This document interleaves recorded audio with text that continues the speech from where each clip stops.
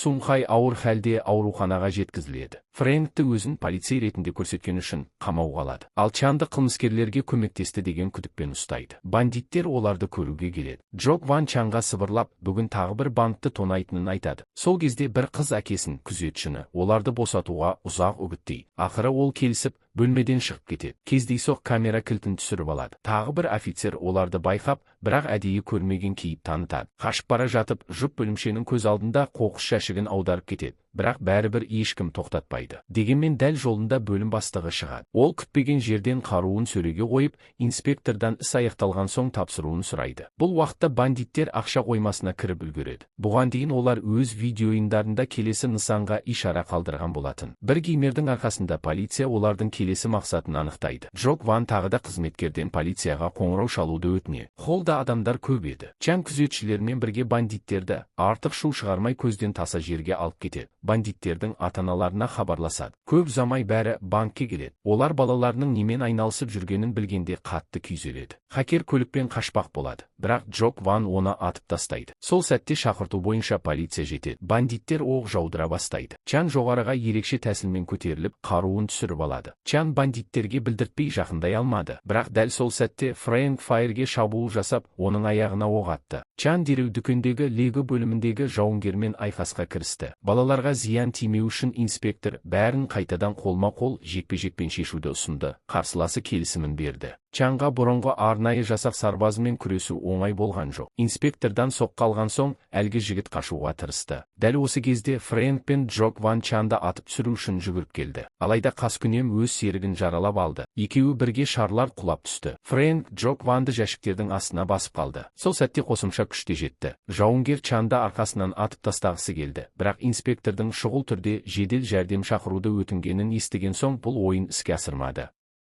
Чан шатырға көтерілді. Ол Джок Ванның арқаннан салбырап тұрған, байланып қойылған Фрэнкті ұстап тұрғанын көрді. Егер бандит арқаннан жіберсе, Фрэнк тірі қалмайтыны анық еді. Чан қаруын тастап, Джок Ваннан берілуді сұрады. Ол болса полицияны емес, өз әкесін жек көретінін айтты. Джок Ван тағы да бұрынғы таныс ойынды ойнауды ұсынды. Бұл жолы бәске Фрэнктің өмірі тігілді.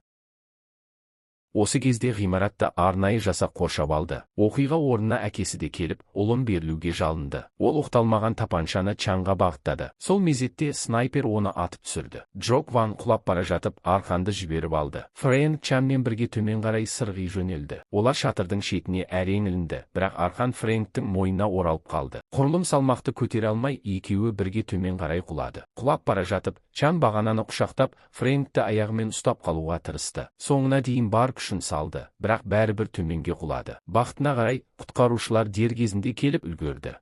Ауруханадан шыққан соң ол сүйіктісіне ұсыныс жасады. Қыз келісіп, оның жары болуға келісім берді. Біз өткенге ораламыз. Фрэнк небәрі 10 жаста еді. Әкесі ұлын тамақтандыру үшін дүкеннен азық ұрлаған. Дәл сол сәтте оны жүк көлігі қағып мерт қылды. Сол күні Фрэнк алғаш рет инспектор Чанды көрді. Инспектор сол қиын сәтте оны қолдап, жанынан табылды. Ал қазір бәрі осылай аяқталды.